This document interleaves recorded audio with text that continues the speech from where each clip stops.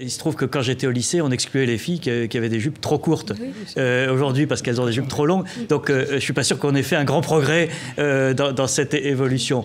Mais c'est vrai qu'il y a aujourd'hui une partie de la société française qui a une vision de combat de la laïcité qui est, à mon avis, aller trop loin. C'est-à-dire que la laïcité, effectivement, c'est la sphère de l'État. Je pense que c'est très bien de dire que le lycée doit être un lieu neutre et effectivement, on ne va pas remettre des blouses comme l'idée est revenue, d'ailleurs, je ne sais plus qui l'a suggéré. Lycée, alors.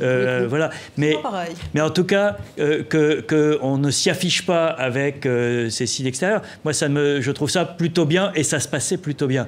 Là, on a une vision assez hystérique de la chose. D'ailleurs, la ministre est plutôt intervenue pour calmer le jeu en disant on ne doit pas être exclu d'un lycée pour une longueur de jupe. Donc on a une affaire qui n'aurait pas dû être une affaire, qui se retrouve à la une du Monde, qui se retrouve un peu partout. C'est-à-dire que le mal est fait. Le mal est fait du côté de ceux qui se voient victimes de cette stigmatisation ou de cette persécution, pour employer un mot un peu fort, mais qui risque effectivement, comme l'a dit Mustapha, de multiplier les gestes pour s'affirmer, tout simplement, affirmer une révolte. Et de l'autre côté, de ceux qui disent, vous voyez bien, ils essayent de provoquer, de grignoter, etc. Donc on est dans cette polarisation de la société française depuis Charlie, c'est antérieur, mais enfin Charlie a donné un coup d'accélérateur à cette vision.